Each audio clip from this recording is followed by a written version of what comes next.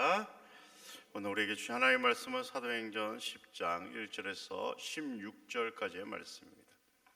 사도행전 10장 1절에서 16절까지의 말씀 한 절 한 절 교독하도록 하겠습니다. 제가 먼저 봉독합니다. 가이사랴에 고넬료라 하는 사람이 있으니 이달리아 부데라 하는 군대의 백부장이라.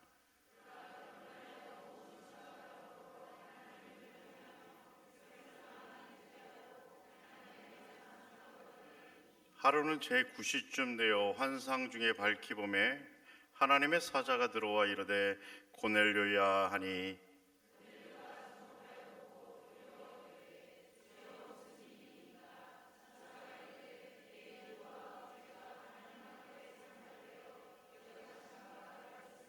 내가 지금 사람들을 욥바에 보내어 베드로라 하는 시몬을 청하라.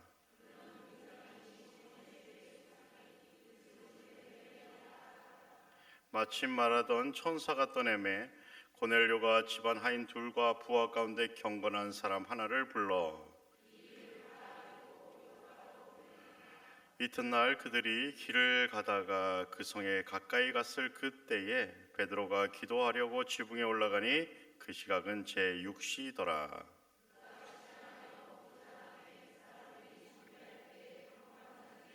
하늘이 열리며 한 그릇이 내려오는 것을 보니 큰 보자기 같고 내 귀를 메어 땅에 들이웠더라.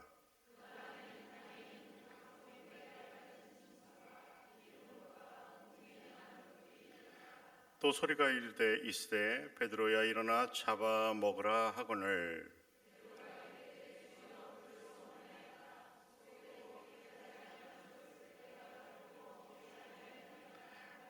또 두 번째 소리가 있으되 하나님께서 깨끗하게 하신 것을 내가 속되다 하지 말라 하더라.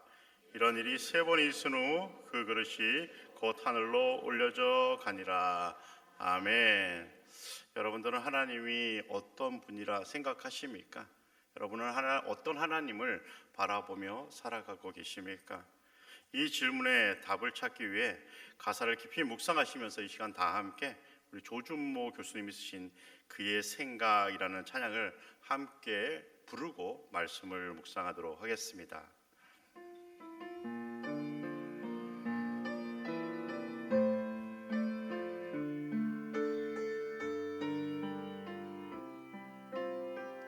하나님은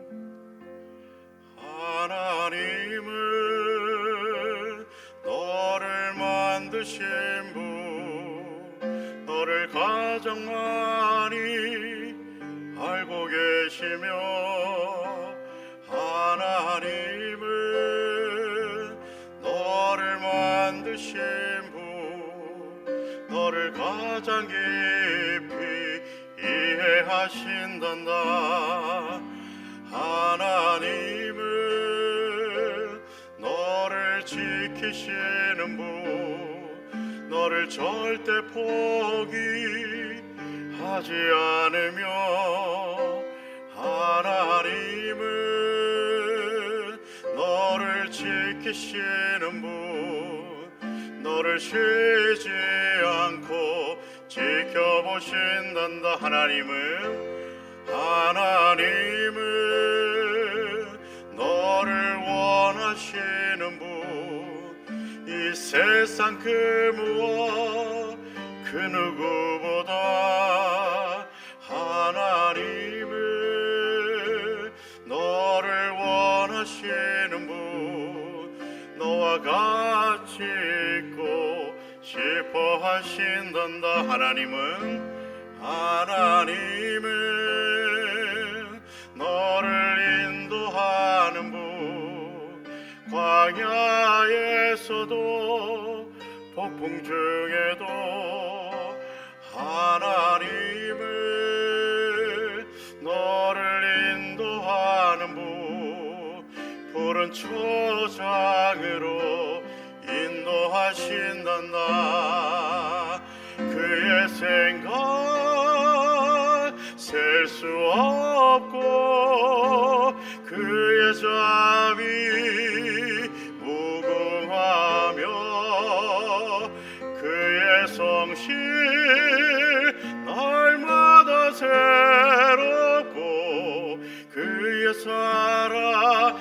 끝이 없단다. 그의 생각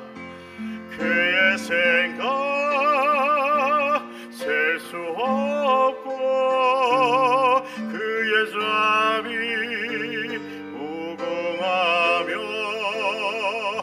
그의 성실 날마다 새롭고 그의 사랑 끝이 없단다. 아멘. 이 자리에 계신 모든 분은 하나님께서 우리를 만드시고 지키시고 원하시며 인도하는 분이심을 너무나도 잘 알고 계실 것입니다. 그렇다면 우리를 향한 하나님의 마음은 우리가 정확하게 이해하고 살아가고 있습니까? 조금 다르게 표현해 보면 하나님이 행하시는 모든 일을 우리가 충분히 이해하며 살아가십니까? 앞선 질문에 조준모 교사는 이와 같이 대답하였습니다. 하나님의 생각은 셀 수 없습니다. 하나님의 자비는 무궁합니다. 하나님의 성실은 날마다 새롭습니다. 하나님의 사랑은 끝이 없습니다. 우리는 하나님의 생각과 마음을 충분히 이해하며 살아갈 수 없는 존재입니다. 왜냐하면 우리 하나님의 생각과 마음은 감히 우리가 헤아리기 어렵기 때문입니다. 부모님의 마음을 알기 위해서는 결혼을 하고 자녀를 키워보아야 한다고 많은 분들이 이야기합니다. 그렇다면 우리가 이 땅의 삶을 마무리할 정도가 되면 우리는 우리 부모님의 마음을 모두 이해할 수 있을까요? 아마도 이 자리에 계신 어르신들도 부모님의 마음을 모두 알 수 없다 말씀하실지도 모르겠습니다. 물론 우리를 키우실 때 부모님의 마음을 우리 자녀들을 키우면서 조금은 엿볼 수 있을 것입니다. 하지만 우리를 키우시던 부모님의 마음을 모두 아는 것 참으로 어려운 일이죠. 하물며 이 세상을 창조하시고 운행하시며 온 세상의 역사를 주관하시는 하나님의 마음을 우리가 다 이해할 수 있을까요? 다 알 수 있을까요? 만일 이해하고 안다고 이야기하면 그것은 바로 교만인 것입니다. 그런데 적지 않은 분이 마치 하나님의 마음을 모두 아는 것처럼 이야기할 때가 있습니다. 저는 이러한 모습을 편견 또는 고정관념이라고 표현하고 싶습니다. 사람에게 있어서 가장 힘든 일은 자신에게 묶여있는 편견과 고정관념입니다. 편견과 고정관념은 어떠한 설득에도 불구하고 전혀 흔들리지 않는 모습으로 그 사람의 인생을 걸어가게 되어 있습니다. 우리는 이러한 분들을 볼 때 어떠한 생각이 드십니까? 참 생각이 깊다 이렇게 생각하십니까? 오늘 본문에서 우리는 자신의 편견과 고정관념에 묶여버린 한 사람을 발견하게 됩니다. 일명 예수님의 수제자라고 불렸고 하나님께 시간을 정해 기도하던 사도 베드로였습니다. 베드로가 어떤 사람입니까? 9장 후반부에 보면 성령님의 역사하심으로 루다에서 8년 동안 자리에서 전혀 움직이지 못하던 애니야를 일으켜 세운 사람입니다. 이를 통해 루다와 사론에 사는 많은 사람들이 주님께로 돌아왔다 성경은 기록하죠. 그리고 욥바에서는 죽었던 다비다를 성령님의 역사로 살린 사람입니다. 이를 통해 온 욥바 사람 가운데 많은 사람이 예수님을 믿게 되었다고 9장 후반부는 기록하고 있습니다. 이러한 베드로의 모습을 통해 우리는 하나님을 온전히 믿고 의지하는 모습이 보입니다. 하지만 이러한 베드로도 하나님의 마음을 온전히 이해하기란 어려웠던 것 같습니다. 하늘에서 음성이 들려옵니다. 부정한 것을 잡아먹으라는 음성이 베드로에게 들려옵니다. 베드로의 입장에서 이를 이해하고 수용하기란 불가능에 가깝습니다. 그 이유는 베드로가 유대인으로서 유대인의 전통과 법을 따르며 평생을 살아왔기 때문입니다. 그래서 베드로는 매우 담대하게 이렇게 대답합니다. 주여, 그럴 수 없습니다. 속되고 깨끗하지 아니한 것을 내가 결코 먹지 아니하였나이다. 베드로는 모세의 법에 따라 부정한 것을 단 한 번도 먹지 않았습니다. 베드로는 항상 정결하고 거룩한 것을 먹으며 평생을 살아왔습니다. 그래서 베드로는 매우 담대하게 이를 물고 하늘을 향해 지금까지 먹지 않은 것을 절대로 먹을 수 없다라고 외치고 있는 것입니다. 이러한 베드로의 대답에 하늘에서 또 하나의 음성이 들려옵니다. 하나님이 깨끗하게 하신 것을 내가 속되다 하지 말라. 하나님이 깨끗하게 하신 것을 내가 속되다 하지 말라. 하나님이 깨끗하게 하신 것을 내가 속되다 하지 말라. 사람들은 살아가면서 자기 경험에 자신을 묶으며 살아갈 때가 있습니다. 그래서 사람들은 종종 라떼를 외치며 살아가는 것 같습니다. 저도 우리 아이들의 모습과 이야기를 들을 때마다 전혀 이해가 되지 않아서 이렇게 말할 때가 있습니다. 나 때는 말이야, 나 때는 말이야. 사람의 생각도 이처럼 모두 이해하는 것이 힘든데 온 세상을 창조하시고 운행하시는 하나님의 마음을 우리가 다 이해할 수 있을까요? 우리의 생각과 판단, 지식과 경험 같은 것으로 모두 수용하는 일이 가능한 것입니까? 앞선 베드로의 모습이 저는 충분히 이해가 갑니다. 여러분이 이해가 가지 않을지 몰라도 저는 충분히 공감이 됩니다. 아마도 하나님께서 이러한 베드로의 모습을 충분히 이해하셨던 것 같습니다. 그래서 이러한 일을 한 번도 아니고 3번이나 반복하시면서 베드로를 설득하셨던 것입니다. 앞서서 조전모 교수님의 고백을 우리가 한번 부르고 고백해 보았습니다. 그 중에 후렴 가사가 저의 마음을 흔들었습니다. 하나님의 생각은 셀 수 없습니다. 하나님의 생각은 셀 수 없습니다. 하나님의 생각은 우리가 감히 헤아릴 수 없는 것입니다. 그런데 마치 우리는 하나님의 생각을 모두 헤아릴 수 있는 것처럼 생각하며 살아갈 때가 얼마나 많은지 모릅니다. 마치 앞선 베드로처럼 절대로 그럴 수 없다라고 외치며 살아가고 있지는 않습니까? 이러한 생각은 우리의 생각만을 닫는 것이 아닙니다. 우리의 마음까지도 모두 닫아버립니다. 하나님의 사랑과 은혜가 쏟아 들어와야 할 그 마음마저 우리의 생각과 판단으로 그 문을 닫아버리는 어리석음을 행할 때가 우리가 많이 있다는 사실입니다. 현 시대를 향한 하나님의 역사심 우리가 모두 이해할 수 없습니다. 지금까지 전통에 갇힌 모습으로 우리는 이러한 모습으로 우리는 하나님의 위대하신 역사심을 모두 이해하며 수용하며 살아갈 수 없는 것입니다. 우리는 여전히 너무나도 크신 하나님의 마음을 우리의 편견과 고정관념이라는 이름으로 가둬두려 할 때가 많이 있다는 사실입니다. 제가 어린 시절 교회에서 드럼 치는 거 불가했습니다. 여러분도 그렇지 않았나요? 저희 교회만 그랬는지 모르겠는데 심지어 예배 시간에 찬송가 외에 다른 찬양이라고 불렸던 CCM 부르는 거 절대 안 됐습니다. 또 예배 시간에 피아노 외에 다른 악기가 예배당 안에 들어오는 것 수용하지 않았습니다. 클라리넷, 바이올린 들어올 수 없었습니다. 지금 이러한 교회가 있습니까? 아마도 더 이상 한국교회에 이런 생각을 가진 분은 거의 없을 것이라 저는 생각합니다. 왜 제가 어린 시절 교회에서 지금처럼 예배 시간에 전자악기 등을 가지고 찬양하는 일은 경건하지 않다고 많은 분들이 생각하였기 때문이죠. 그래서 경건이라는 명목하에 예배당 안에 그 당시에 가장 거룩한 도구였던 피아노만을 사용하였던 것입니다. 그것이 옳다고 외치는 편견과 고정관념이라는 이름에 갇혀버린 결과가 아니었을까요? 물론 그렇다고 그 당시 신앙인들이 하나님을 만나지 못한 것은 절대 아니었습니다. 그 당시에는 그 당시에 필요한 하나님의 역사하심이 있었죠.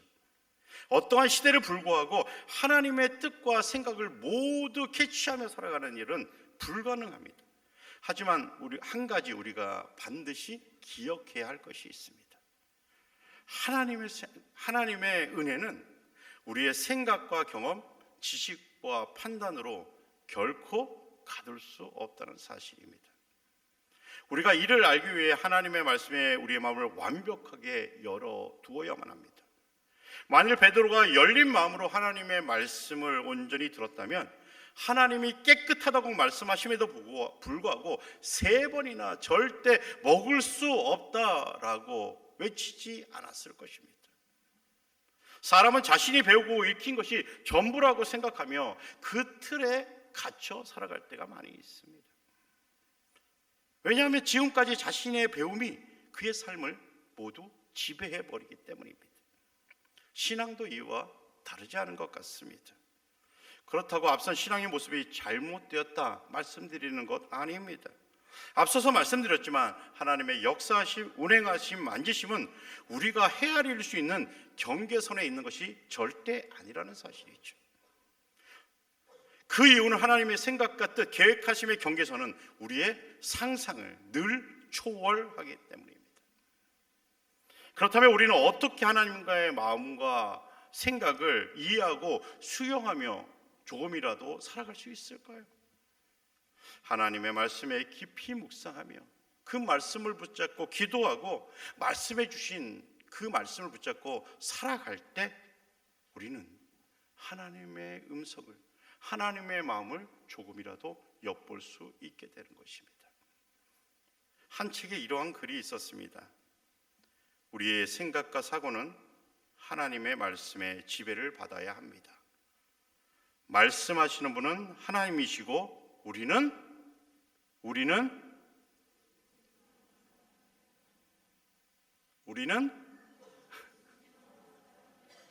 저만 멀뚱멀뚱 빨리빨리 캐치해서 읽으셔야죠. 다시 한번 하겠습니다. 우리의 생각과 사고는 하나님의 말씀의 지배를 받아야 합니다. 말씀하시는 분은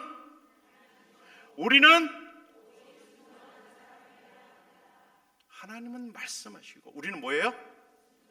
그런데 우리의 삶을 들여다보면 우리가 말하고 하나님이 순종하기를 원할 때가 많이 있다는 사실입니다. 현 시대를 살아가는 모든 이에게 하나님께서는 성경을 통해 멈추지 않고 말씀하고 계십니다. 이러한 말씀이 들려올 때 우리는 반드시 열린 마음으로 우리의 생각과 주관을 내려놓아야만 합니다. 내 생각과 판단, 경험과 지식이라는 나의 삶의 조미료는 모두 버려버리고 오직 성령님의 인재라는 조미료만으로 우리는 하나님의 음성에 마주 서야만 하는 것입니다. 그러할 때 우리는 비로소 우리를 향한 하나님의 따뜻한 음성을 듣게 되고 그 음성에 온전한 순종으로, 완벽한 순종으로 응답하며 살아갈 수 있게 되는 것입니다. 하지만 우리는 여전히 하나님이 깨끗하다 하신 것을 속되다 외치며 살아갈 때가 많이 있습니다. 저의 사역 인생을 돌아보아도 그런 것 같습니다. 저는 가능한 목회자로 살아가는 것이 그리 마음에 들지 않았습니다. 그래서 외국을 돌아다니면서 요나처럼 살았습니다. 결국 하나님의 붙드심으로 억지로 끌려와서 목회자의 길을 걷게 되었습니다. 그 순간에도 저는 언제나 도망칠 준비를 하고 있었습니다. 저는 태어나서 초등학교부터 대학까지 단 한 번도 서울을 벗어나 본 적이 없는 사람입니다. 여러분 잘 이해하지 못하시겠죠? 저는 태어나서 대학을 졸업할 때까지 한 번도 서울 밖을 벗어나 본 적이 없습니다. 심지어 군대도 서울에서 복무했습니다.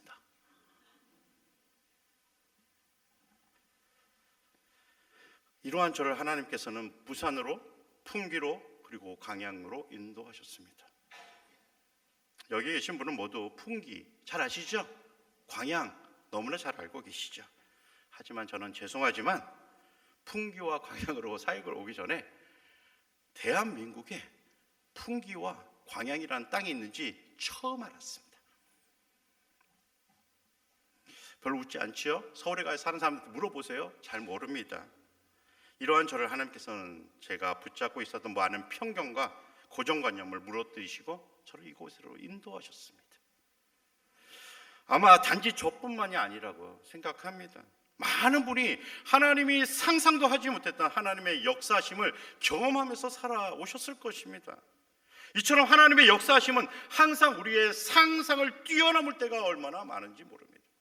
그런데도 우리는 여전히 우리의 지식과 우리의 경험과 같은 편견과 고정관념이라는 이름에 갇혀 하나님의 은혜를 온전히 누리지 못하며 살아갈 때가 너무나도 많이 있다는 사실이죠. 하나님의 은혜는 모든 사람에게 열려 있습니다. 하지만 모든 사람이 하나님의 은혜를 누리며 살아가는 것은 아닙니다. 하나님의 말씀을 듣고 열린 마음으로 자기 생각을 내려놓고 순종하는 사람에게 하나님의 은혜가 임하게 된다는 사실입니다. 하나님께서는 유대인의 핵심이었던 베드로를 통해 이방인에게 복음을 전함으로 그들에게 하나님의 은혜를 부어주시기를 원하셨습니다. 하지만 베드로는 자기의 편견과 고정관념에 갇혀 절대 그럴 수 없다 외치고 있는 것입니다. 우리는 우리를 향해 쏟아져 내리는 하나님의 은혜에 어떻게 반응하며 살아가고 계십니까? 혹시 베드로처럼 절대로 그럴 수 없다고 우리의 편견과 고정관념에 갇혀 살아가고 있지는 않습니까? 우리가 놀라우신 하나님의 은혜 안에 머물기를 원하신다면 우리가 붙잡고 있는 하나님을 향한 우리의 편견과 고정관념을 무너뜨려야 합니다. 다시 말씀드려서 내 생각과 내 판단과 내 경험과 내 지식 의존하기를 철저히 거부하면서 살아가야 한다는 사실이죠. 교회는 하나님이 주인입니다. 하나님이 말씀하실 때 우리는 움직이고 하나님이 멈추라 하면 우리는 멈추어야만 합니다. 그런데 이렇게 행동하는 것이 너무나 어렵습니다. 왜냐하면 지금까지 우리가 살아가면서 우리의 생각과 마음에 너무나도 강력하게 붙어버린 지식과 경험, 생각과 판단이라는 이름의 편견과 고정관념 때문입니다. 이 시간 하나님께 온전히 마음을 열지 못하게 만드는 지식과 경험, 생각과 판단이라는 이름의 편견과 고정관념을 조금이라도 떨어뜨리기 위해 우리는 이 시간 하나님이 어떤 분인지 다시 우리의 마음에 되새겨 보려 합니다. 이 시간 우리 나오는 가사들을 깊이 한번 한 목소리로 외치면서 하나님이 우리의 삶을 지배하고 계신다, 하나님이 우리를 만드시고 인도하신다 고백하는 이 시간 되기를 소망합니다. 우리 함께 외쳐보겠습니다. 시작. 하나님은 나를 만드신 분이시기에 나를 가장 많이 알고 계십니다. 하나님은 나를 만드신 분이시기에 나를 가장 깊이 이해하십니다. 하나님은 나를 지키시는 분으로서 나를 절대 포기하지 않으십니다. 하나님은 나를 지키시는 분으로서 나를 쉬지 않고 지켜보십니다. 이 세상 그 무엇 그 누구보다 하나님은 나를 원하십니다. 온전히 나와 같이 있을 정도로 하나님은 나를 원하십니다. 광야에서도 폭풍 중에도 하나님께서는 나를 인도하여 주십니다. 가장 안전하고 따뜻한 푸른 초장으로 하나님은 나를 하나님의 생각은 셀 수 없습니다. 하나님의 자비는 무궁합니다. 하나님의 성실은 날마다 새롭습니다. 하나님의 사랑은 끝이 없습니다. 믿으십니까? 하나님의 생각은 셀 수 없고 하나님의 자비는 무궁하며 하나님의 성실은 날마다 새롭고 하나님의 사랑은 끝이 없다. 우리는 얼마나 고백하며 살아가고 있습니까? 사랑하는 성도 여러분, 하나님은 나를 만드시고 나를 지키시고 나를 원하심으로 가장 좋은 길, 가장 안전한 길로 우리를 인도하여 주십니다. 이런 하나님의 생각은 우리가 셀 수도 없고 심지어 헤아릴 수조차 없습니다. 또한 하나님의 자비는 무궁하고 하나님의 성실은 날마다 새롭습니다. 그리고 이 세상에 살아가는 모든 사람을 향한 하나님의 사랑은 끝이 없는 것입니다. 우리를 향한 하나님의 마음을 깨닫는 자에게 하나님의 은혜는 폭포수같이 쏟아져 내리는 것입니다. 이를 우리는 성령님의 임재라고 표현하는 것입니다. 성령님의 임재 안에서 눈을 뜨고 식사하고 대화하고 인생의 길을 걸어가심으로써 매일매일 우리에게 부어주시는 하나님의 놀라우신 은혜를 만끽하면서 살아가시는 우리 골략교회 모든 성도님들 되시기를 주님의 이름으로 간절히 축원드립니다.